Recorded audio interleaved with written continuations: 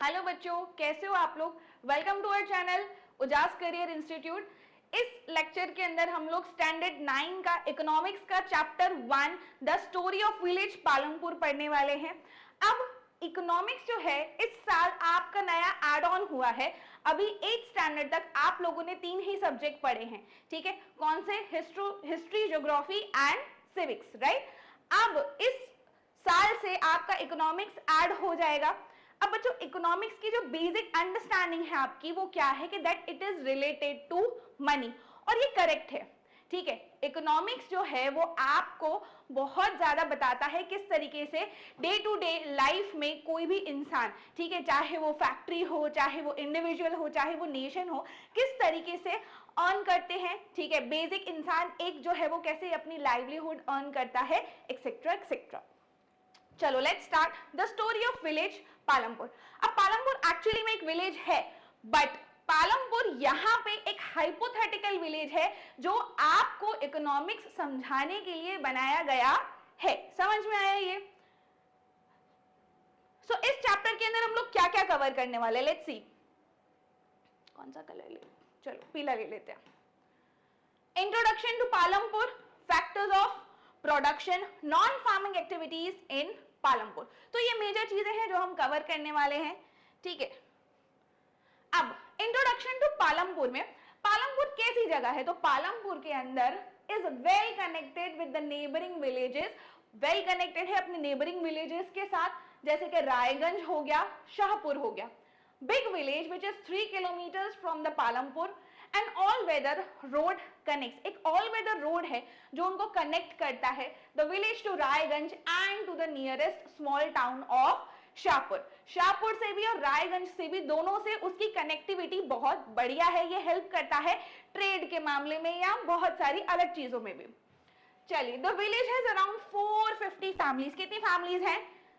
450 families हैं belonging to the different caste, जो सारी की सारी अलग अलग कास्ट को बिलोंग करती है, ठीक है। अब हम ये कास्ट के उस पे क्यों आ गए हैं, ठीक है, उसका कारण ये है कि यहाँ पे बताया गया है कि कैसे 80 अपर कास्ट जो है, ठीक है, वो कैसे किस तरीके से रह रहे हैं, own the majority of the land in the village and live in the cemented house. और वो कैसे रह रहे हैं? सीमेंटेड हाउस में, यानी कि पक्का घर में रह रहे हैं जो कि सीमेंट के बने हुए हैं। द एससीज, दलित जो है वो 1/3 है टोटल पॉपुलेशन के, ठीक है। अब 450 के 1/3 करके मुझे बताइए कितना आता है। Of the population live in one corner of the village and in much smaller houses which are made of mud and straw, ठीक है। मिट्टी के घर हो गए, ठीक है, हट्स हो गए। इस तरीके से वो लोग जो हैं, बाकी के 1/3 दलित जो है वो थोड़ा सा आइसोलेटेड जगह पे और कच्चे घर में रहते हैं, जबकि जो आपकी अपर कास्ट है वो कहां रहती है? पक्के घर में रहती है। क्लियर हुआ यहां तक? Most of the houses have electric connections. सब घरों में जो है इलेक्ट्रिक कनेक्शन है। Electricity powers all the tube wells in the fields and is used in other small businesses, ठीक है। वहां पे ट्यूबवेल इरिगेशन फैसिलिटी भी बताना चाह रहे हैं कि अच्छी है, ट्यूबवेल में इलेक्ट्रिसिटी पहुंच के वहां पे इरिगेशन पहुंच जा रहा है। Palampur has 2 primary schools and 1 high school. Palampur के पास 2 प्राइमरी स्कूल है और एक हाई स्कूल है। There is a primary health centre, एक प्राइमरी हेल्थ सेंटर है run by the government and 1 private dispensary where the sick are treated. एक private dispensary है, ठीक है, प्राइवेट हेल्थ सेंटर है, सॉरी प्राइमरी हेल्थ सेंटर है जो कि गवर्नमेंट रन करती है, ठीक है। इस तरीके से ये 2-3 चीजें हैं जो वहां पर है, इलेक्ट्रिसिटी, स्कूल है, हेल्थ सेंटर है। समझ में आया? Many kinds of transport vehicles are visible on the road of Palampur: bullock carts, tongas, motorcycle, jeep, tractor and trucks. ये सारी तरीके की गाड़ियां आपको वहां पर मिल जाएंगी। चलिए, अब पालमपुर के अंदर लोग कौन सी एक्टिविटी करते हैं? इकोनॉमिक्स के अंदर बच्चों, इकोनॉमी जो है उसमें मेजरली आपको जो एक्टिविटीज हैं वो 3 तरीके की मिलती हैं, प्राइमरी, सेकेंडरी, टर्शरी। जिसके अंदर जो प्राइमरी होता है वो होता है आपका related to farming and agriculture. अब पालमपुर में मेन एक्टिविटी जो है वो है farming, other activities non farming activities, small scale manufacturing, dairy farming, transport and shoe keeping, ये सारी क्या है, नॉन फार्मिंग एक्टिविटीज हैं। क्लियर हुए यहां तक? A process through which raw materials are converted into finished goods aim to produce goods and service for the people। देखो बच्चों, एक तो हमें एक चीज समझने की जरूरत है, ठीक है। 2 तरीके की एक्टिविटीज होती है, एक होती है इकोनॉमिक, एक होती है नॉन इकोनॉमिक। अब इकोनॉमिक तो मैंने आपको बताया कि बच्चों रिलेटेड टू मनी होता है, तो आपके दिमाग में तुरंत से क्या होगा कि मैम इकोनॉमिक का मतलब होता है कि रिलेटेड टू मनी और नॉन इकोनॉमिक होता है not related to money, but आप बिल्कुल गलत हैं, ठीक है। अब इकोनॉमिक के अंदर यदि मैं आपको कोई एग्जांपल देती हूं, आप होटल रेस्टोरेंट जाते हो, है ना, वहां पर आप खाना खाते हो और वहां पे आप पे करते हो, तो वहां पे आपने शेफ को जो है कॉम्प्लीमेंट दिया, ठीक है, वहां पे पे किया, टिप दी और आ गए। आप घर पे खाना खाते हो, आपकी मम्मी ने बनाया होता है, मम्मी को कॉम्प्लीमेंट देते हो, ठीक है, और वहां पे भी खाना खा के आप सो जाते हो। समझ में? अब यहां दोनों जगह पर ही आपने एक ही एक्टिविटी की, क्या, खाना खाया, कॉम्प्लीमेंट दिया, ठीक है, अंडरस्टूड है इतना? अब जहां पर आपने रेस्टोरेंट में जाके पे किया, वहां पे आपका जो उनका मोटिव है, इंटेंट है, वो है आपसे प्रॉफिट अर्न करना, उनको मतलब नहीं है कॉम्प्लीमेंट से। आपने घर पे खाना खाया, ठीक है, उनका जो इंटेंट है आपको लेके वो ये है कि आप अच्छा खाना खाओ, आप हेल्दी खाना खाओ, है ना। आपके घर पे जो भी मम्मी दादी जो भी खाना बनाते हैं, उनका इंटेंट क्या है कि आप जो है वो घर का खाना खाएं, ठीक है, उनके लिए कॉम्प्लीमेंट मैटर करता है। तो यानी कि यहाँ पे हमने क्या समझा कि यहाँ पे नॉन इकोनॉमिक में उनका जो इंटेंट है वो प्रॉफिट का नहीं है, जबकि इकोनॉमिक में जो इंटेंट होता है वो प्रॉफिट का होता है। समझ में आया? इकोनॉमिक में 3 सेक्टर्स हैं, ठीक है,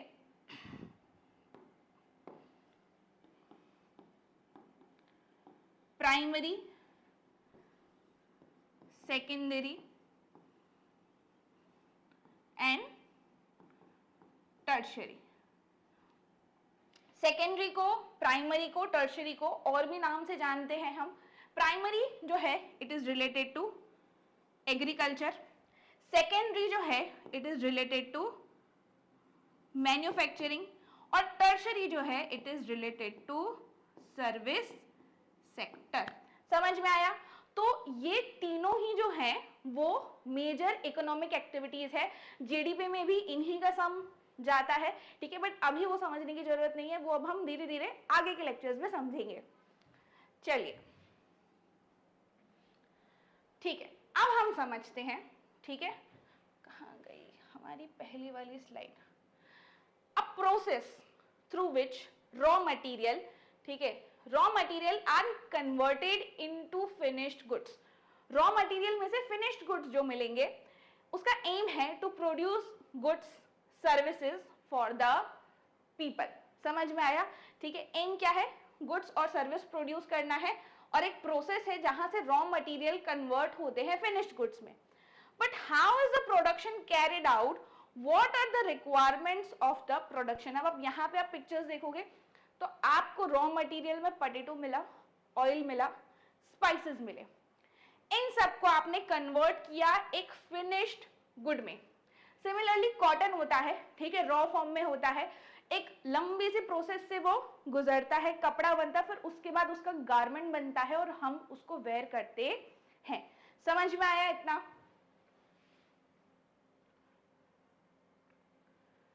अब इस चीज को, प्रोसेस को, ठीक है, कन्वर्ट होने के लिए क्या क्या लग सकता है या क्या क्या लगता है। तो सबसे पहला रिक्वायरमेंट है लैंड। क्या चाहिए आपको? लैंड। दूसरा है लेबर, उसके बाद है फिजिकल कैपिटल, कैपिटल, उसके बाद है ह्यूमन कैपिटल। ठीक है, 8th स्टैंडर्ड के अंदर आप एक चैप्टर पढ़कर आए हो ह्यूमन रिसोर्स, तो आपको बहुत अच्छे से पता होगा कि ह्यूमन कैपिटल क्या होता है। चलिए आगे बढ़ते हैं। Land, first requirement is land, other natural resources like water, mineral etcetera. आपको फैक्ट्री डालनी है, आपको मैन्युफैक्चर करना है, ठीक है, आपको ऑफिस डालना है, किसी भी तरीके के प्रोडक्शन के लिए, ठीक है, सर्विस के लिए आपको जो है लैंड लगेगा, वो सबसे पहला रिक्वायरमेंट है ना। चलिए, तो लैंड समझ गए, उसके साथ वाटर और मिनरल भी लगेगा यदि आपका मैन्युफैक्चरिंग यूनिट डालने का प्लान है तो। लेबर, लेबर क्या होता है? Educated workers who perform mental labour, manual workers who provide physical labour. आपको लेबर चाहिए, एजुकेटेड वर्कर्स हो गए, चाहे आपके एम्प्लॉयज हो गए, perform mental labour, manual workers who provide physical labour, जो फिजिकल लेबर भी प्रोवाइड करते हो, तो आपका सेकेंड रिक्वायरमेंट है लेबर। क्या रिक्वायरमेंट है आपका? लेबर। चलिए, थर्ड फिजिकल कैपिटल, ये एक नया कंसेप्ट है, ठीक है। फिजिकल कैपिटल का मतलब है कि आपको क्या क्या रिक्वायरमेंट्स हैं, ठीक है, आपके बिजनेस के अंदर, मैन्युफैक्चरिंग यूनिट के अंदर। पहला है फिक्स्ड कैपिटल, जो कि फिक्स्ड है, आपको उसको बार बार परचेज करना पड़ता नहीं है, वो फिक्स्ड। और वर्किंग, जो आपको बार बार जो है परचेज करना पड़ता है। क्या बोल रही हूं मैं, देखेंगे वो, ठीक है, डिटेल में। तो फिजिकल कैपिटल में फिक्स्ड और working. Physical capital, tools, machine, building which can be used in production over many years. वो फिक्स्ड है, वो स्टेबल है, लॉन्ग टर्म तक टूल्स खरीदने की जरूरत, बार बार उसे खरीदने की जरूरत नहीं पड़ेगी, मशीन्स मुझे बार बार खरीदने की जरूरत नहीं पड़ेगी, बिल्डिंग्स हो गई जो प्रोडक्शन में बहुत साल तक मुझे काम लगेंगी। समझ में आया इतना?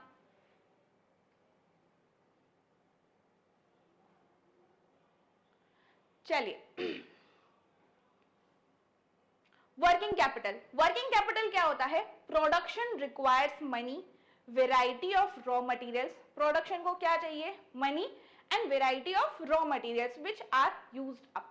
तो मुझे वो बार बार जो है वो खरीदना पड़ेगा। फॉर एग्जाम्पल रॉ मटेरियल, उसका एक बार प्रोडक्शन होगा, कुछ टन में मैं परचेज करूंगी और मुझे वो नेक्स्ट वीक दोबारा से खरीदना पड़ेगा, तो वो हो गया मेरा वर्किंग कैपिटल। समझ में आया? Human capital, we use our knowledge, skills to utilize land, labor, physical capital. अब आपने लैंड, लेबर, फिजिकल कैपिटल, ये तीन चीजें देखी, तीनों को प्रॉपर यूटिलाइज करने के लिए आपको ह्यूमन रिसोर्स चाहिए होगा, है ना। मैनेजर फॉर्म में या किसी भी फॉर्म में आपको एक ऐसा पर्सन चाहिए होगा जो इन तीनों को मैक्सिमम यूटिलाइज कर सके, इन तीनों रिसोर्सेस का, ताकि आपको आउटकम आपके हिसाब से मिले। समझ में आया? ह्यूमन कैपिटल जो है, we use our knowledge, skills to utilise land, labour, physical capital, produce output in the form of goods और services. People are dependent on farming. Farmers, farm laborers earn their livelihood. ठीक है, लोग जो हैं dependent है farming पे, farmers और farm labour जो हैं वो अपना लाइवलीहुड अर्न करते हैं, but two limitations, there are two limitations. क्या है? Land area under cultivation is fixed. Land तो एक्सपांड नहीं हो रही है ना, पॉपुलेशन एक्सपांड हो रही है, बट लैंड जो है वो उतनी ही है। No expansion in land area under cultivation, there is no expansion of land area under cultivation। समझ में आया? ठीक है, वो लैंड उतनी की उतनी है। some of the wasteland in the village had been converted to cultivable land। जो भी wasteland है उसको हम convert करके cultivable land में utilize कर सकते हैं। hence there exists no further scope to increase farm production by bringing new land under cultivation. ठीक है, ये चीज पॉसिबल नहीं है, ठीक है, कोई भी स्कोप नहीं है कि हम फार्म प्रोडक्शन इंक्रीज कर दे, न्यू लैंड अंडर कल्टिवेशन ला दे। समझ में आया? फार्मिंग इन पालमपुर में क्रॉप्स ग्रोन इन पालमपुर, ठीक है, कौन से क्रॉप्स ग्रो होते हैं during the rainy season? Farmers grow kharif crops like jowar and bajra. These plants are used as cattle feed. इसको कैटल फीड की तरह ज्वार एंड बाजरा को यूज किया जाता है, ठीक है. It is followed by cultivation of potato between October and December. In the winter season fields are sown with wheat. Winter season में फील्ड्स जो हैं it is sown with wheat which is a rabi crop, जो कि क्या है, rabi crop है. From the wheat produced farmers keep enough wheat for the family's consumption. आप 8th standard के अंदर एग्रीकल्चर चैप्टर में पढ़कर आए हो कि ये जो है एक तरीके का प्रिमिटिव फार्मिंग है, कैसे फार्मर्स जो हैं पहले अपनी फैमिली के लिए सब कुछ रख लेते हैं, ठीक है, उसको कंटेन करके रख लेते हैं और बाकी का एक्सेस जो है वो सेल कर देते हैं मार्केट में. Sell the surplus wheat at the market at Raiganj.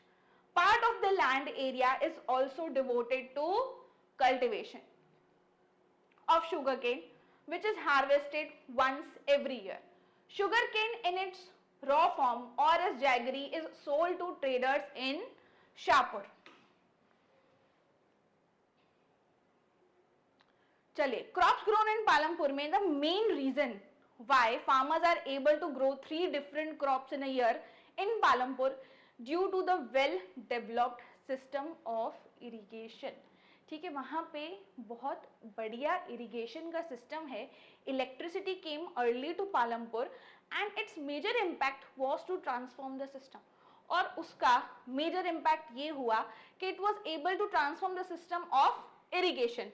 Persian wheels were till then used by farmers. तब तक फार्मर्स जो है पर्शियन व्हील यूज करते थे to draw water from the wells and irrigate small fields. वो ऐसे वाला होता है ना पूरा, ठीक है, जो हेल्प करता है पानी को वेल में से निकालने के लिए, वो पर्शियन व्हील है.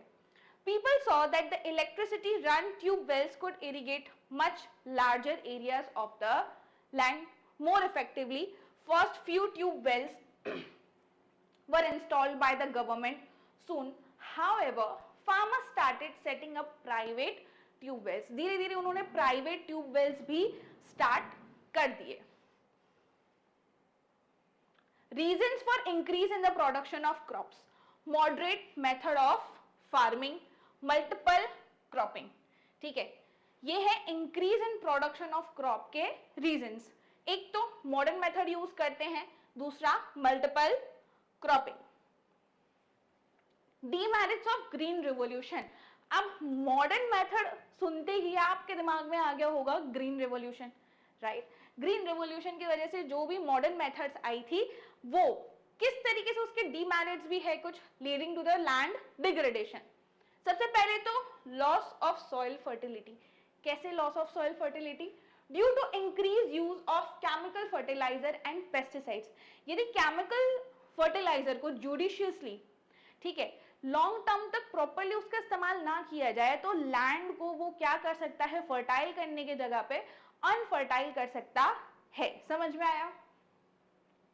Continuous use of ground water for irrigation has led to the depletion of the water table. ठीक है, हम ग्राउंड वाटर को इरिगेशन के लिए इतना इस्तेमाल करते हैं कि वो अब डिप्लीट हो रहा है. HYV seeds require water in large quantity. High yielding variety seeds जो हैं उनको ज्यादा पानी लगता है लार्ज क्वांटिटी के अंदर, तो उसमें पानी का यूजेज ज्यादा होता है. Regular spraying of fertilisers and pesticides make the crops weak and soil infertile. वो क्या करता है, सॉइल को और इनफर्टाइल करता है. Regularly use of fertilisers and pesticides, तो हमें उसको कब तक किस मात्रा में यूज करना है वो भी जरूरी है. Reasons for increase in production of crops: modern method, multiple cropping. To grow more than one crop on a piece of land during the year. ठीक है, आप जो है क्रॉप रोटेशन करो, more than one crop on a piece of land. It is most common way of increasing production on a piece of land. समझ में आया? कुछ कुछ ऐसे क्रॉप्स होते हैं जो फर्टिलिटी बहुत ज्यादा कंज्यूम नहीं करते, कुछ कुछ ऐसे क्रॉप्स होते हैं जो पूरी फर्टिलिटी कंज्यूम कर लेते हैं। तो इस तरीके से जब आप क्रॉप रोटेशन करोगे तो आपको ये समझ में आएगा कि कैसे हर सीजन में अलग अलग क्रॉप्स ग्रो करने से आपकी सॉइल की फर्टिलिटी इतनी नहीं जाती। Who will provide the labor in farming? Small farmers along with their families cultivate their own fields. Medium and large farmers hire farm laborers to work on their fields. Farm laborers come either from landless families or families cultivating small plot of land. अब इन सारी जगहों पे काम कौन करेगा? बहुत ज़्यादा सी चीज़ है, स्मॉल फार्मर्स उनकी फैमिलीज के साथ, ठीक है, खुद की फील्ड पे तो काम करेंगे, और मीडियम और लार्ज जो हैं वो फार्म लेबरर्स को हायर करके अपनी फील्ड पे काम करवाएंगे, ठीक है। This is how it works. Farm labourers come either from landless families और families cultivating small plot of land. Problem faced by farm laborers. Farm laborers do not have right over the crops grown on the land. Farm laborers के पास क्या नहीं होता है? Right नहीं होता है over the crops grown on the land. They are paid wages. उनको क्या पे किया जाता है? Wages by the farmers for whom they work in cash or in kind. ठीक है, या तो उनको अनाज दे देंगे या तो उनको इन कैश में पैसे दे देंगे। इस तरीके से वेजेस पे करके इनका पूरा सिस्टम चलता है।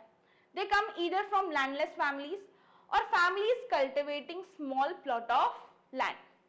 Farm laborer might be employed on a daily basis or for one particular farm activity. या तो वो डेली बेसिस पे उसको हायर किया जाता है या तो एक पर्टिकुलर फार्म एक्टिविटी, जैसे मान लो हार्वेस्टिंग सीजन में मुझे हार्वेस्टर्स चाहिए तो मैं उस पर्टिकुलर सीजन में, ठीक है, उन लोगों को हायर करके हार्वेस्ट करवा दूंगी। समझ में आया? और for one particular farm activity like harvesting और फॉर द होल ईयर, या तो मैं पूरे साल जो है उनको हायर करके पैसे दे दूंगी इस चीज के लिए कि ये पर्टिकुलरली जो भी एरिया है, ठीक है, इसमें क्रॉप्स को किस तरीके से ग्रो करना है, हार्वेस्ट करना है, सीड्स को करना है, वो सारा काम जो है वो इनका रहेगा। डाला की स्टोरी है, एक लैंडलेस फार्म लेबरर है, works on daily wages in Palampur. This means he must regularly look for work. Minimum wages, ठीक है, मिनिमम वेजेस होते हैं जो आपको लेबरर को पे करने पड़ते हैं। For a farm labourer set by the government 300 per day, आपको 300 रुपीज पर डे मार्च 2017 से, बट डाला get only 160 rupees. There is a heavy competition, ठीक है, बट डाला को आधे पैसे मिलते हैं, ऑलमोस्ट आधे, ठीक है, 160 रुपीज। उसका रीजन ये है कि वहां पे इतने सारे लेबरर्स हैं कि उनका सप्लाई इतना ज्यादा है, ठीक है। अगेन इकोनॉमिक्स, आप डिमांड और सप्लाई समझिए मार्केट के अंदर। यदि बहुत ज्यादा डिमांड है तो ऑटोमेटिकली किसी भी चीज का प्राइस जो है वो क्या हो जाएगा?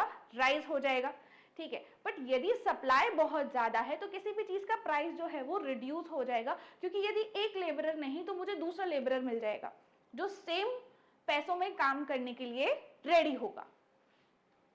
There is a heavy competition for work among the farm laborers in Palampur, so people agree to work for lower wages. The capital needed in farming, ठीक है, what is the capital needed in farming?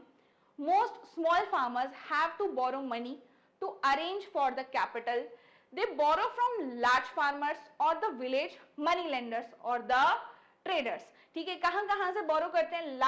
Large farmers, मतलब जिनके पास बड़ी land होती है, ठीक है, उनका बहुत अच्छा आउटपुट आता है तो उनके पास जो इनकम है उनकी बहुत ज्यादा है, इसके वजह से या तो उनसे ले लेंगे या तो प्रॉपर मनी लैंडर्स जो होते हैं वहां पे उनसे, private money landers. The rate of interest on such loan is very high. ऐसी जगहों पे जाके जब आप लोन लोगे, ठीक है, तो बहुत जायज सी चीज है कि आपको इंटरेस्ट हाई पे करना पड़ेगा, आप बैंक से नहीं ले रहे हो तो। And they are put to great distress to repay the loan, और उनको बड़ा दबाव दिया जाता है लोन जो है वो रीपे करने का। The medium large farmers have their own savings from farming, thus they are able to arrange for the capital needed. समझ में आया? ठीक है, जो मीडियम और लार्ज फार्मर्स है उनके पास उनकी खुद की सेविंग्स है फार्मिंग की, they are able to arrange for the capital needed, उनके पास इनफ कैपिटल है। Sale of surplus, farmers keep a part of the produce for the family, जैसे हमने आगे बात की, फैमिली के कंजप्शन के लिए एक पार्ट वो रख देते हैं और सरप्लस जो है वो सेल कर देते हैं. Medium, large farmers supply the surplus produce to the market, traders जो हैं मार्केट में buy the produce, sell it further to the shopkeepers in the towns and cities. Part of the farmers earning is saved and kept. ठीक है, एक छोटा सा part जो है, ठीक है, फार्मर्स के अर्निंग का, it is saved and kept for buying capital for the next season. Capital का मतलब होता है बिजनेस के अंदर जो भी चीज आपको काम लगे वो. ठीक है, अब इनको जो है सीड्स चाहिए होते हैं, ट्रैक्टर नया मान लो चाहिए, ठीक है, टूल्स चाहिए होते हैं, तो ये सारी चीजें जो हैं वो उनको कैपिटल परचेज करने के लिए नेक्स्ट सीजन के लिए चाहिए होता है. Some large farmers use the savings for lending to the small farmers who are in need of a loan, जिनको लोन की नीड होती है. Some farmers might also use the savings to buy cattle, कुछ जो है वो kettles भी bye करते हैं उसमें से, ट्रक्स, और टू सेट अप शॉप्स. ठीक है, छोटी छोटी शॉप्स वहां पे सेटल करने के लिए. Farmers keep a part of the produce for the family's consumption. Okay, ये है सेम. Dairy farming. ठीक है, अब फार्मिंग एक्टिविटीज में एक है dairy farming. People feed there buffaloes various kinds of grass, jowar, bajra grows during the rainy season. Milk produced by them is sold in Raiganj nearby large villages. क्योंकि connectivity अच्छी है तो वहां पे वो इजीली मिल्क प्रोड्यूस जो है वहां पे जाके सेल कर सकते हैं. ये भी एक तरीके का ट्रेडिंग है. Two traders from Shahpur town have set up collection cum chilling center. ठीक है, एक कलेक्शन चिलिंग सेंटर जहां पे उसको स्टोर कर सके डेयरी को इजीली, डेयरी प्रोडक्ट्स को, वो बना के रखा है रायगंज में. From where milk is transported to far away towns and cities, जहां से दूर दूर ट्रांसपोर्ट करके आप टाउन्स एंड सिटीज में ये डेयरी प्रोडक्ट सेल कर सकते हो. Small scale manufacturing. Small scale manufacturing क्या होता है? Manufacturing in Palampur involves very simple production method and are done on small scale. छोटे से स्केल पे they are carried out mostly at home. ठीक है, घर पे ही वो बन जाता है, कॉटेज इंडस्ट्रीज बोलते हैं जिसको, और in the fields with the help of family labour. Less than 50 people are engaged in manufacturing in the Palampur. Rarely are any laborers hired. कोई लेबर को हायर करने की जरूरत पड़ती ही नहीं है. यहां तक क्लियर है सब लोग? चलिए, शॉपकीपिंग. छोटी छोटी दुकानें हैं, है ना. The trader of Palampur are shopkeepers who buy various goods from the wholesale markets. Cities may sell them in the village.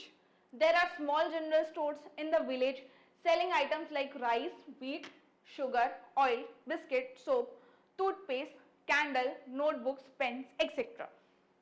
A few of the families whose houses are close to the bus stand, ठीक है, have used a part of the space to open small shop. ऐसी दुकानें नहीं होती general store जैसे, जहां पे आपको दूध का पैकेट भी मिल जाएगा, ठीक है, राइस भी मिल जाएंगे अलग से ट्रांसपेरेंट पॉलिथीन में, पेन भी मिल जाएगा, ठीक है, टूथपेस्ट भी मिल जाएगा.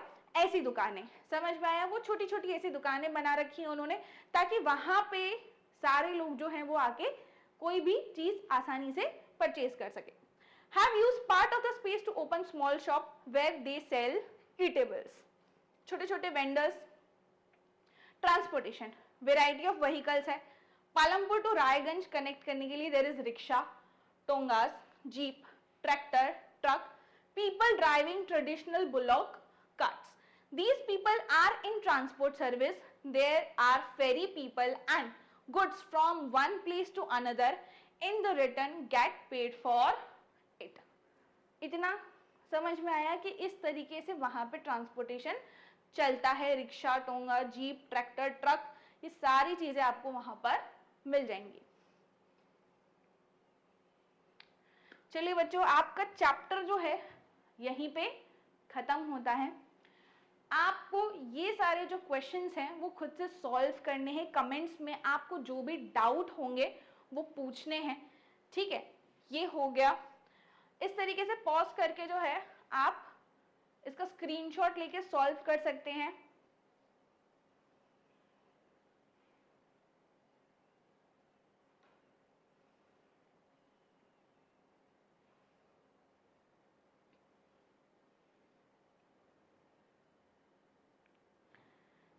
आज का ज्ञान यहीं समाप्त करते हुए नेक्स्ट क्लास में मिलेंगे।